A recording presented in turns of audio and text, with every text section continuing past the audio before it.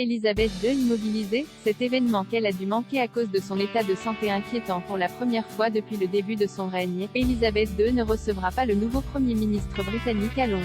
La reine Elisabeth II recevra le nouveau Premier ministre britannique dans sa résidence de Balmoral, en Écosse, mardi prochain. Il s'agit d'une première pour la souveraine.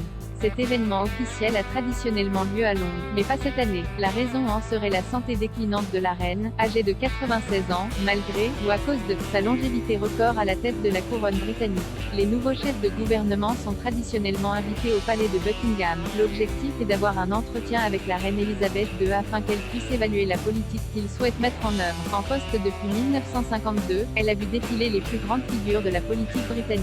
Churchill, Boris Johnson et Margaret Thatcher se sont ainsi présentés devant elle. Le fait qu'Elisabeth II change cette tradition n'est pas de bon augure pour sa santé. C'est une mauvaise nouvelle pour les Britanniques et les pays du Commonwealth, qui sont généralement très attachés à leur souveraine.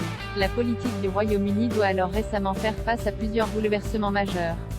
En plus de l'état de santé préoccupant d'Elisabeth II, un changement de Premier ministre est en effet à l'œuvre.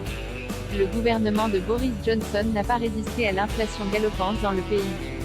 Hier, les deux candidats en lice pour lui succéder, Liz Truss et Rishi Sunak, ont tenu un dernier débat avant le vote au Parlement. Le résultat du vote sera donné lundi prochain. Pour l'instant, Liz Truss, actuellement secrétaire d'État aux Affaires étrangères, est la favorite.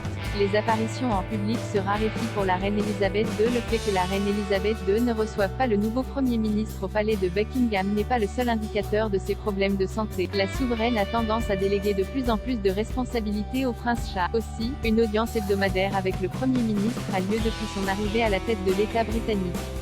Toutefois, celle-ci a lieu par téléphone depuis le début de la pandémie de Covid-19, en 2020.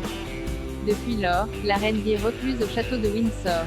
Elle est également de moins en moins visible en public depuis une récente hospitalisation.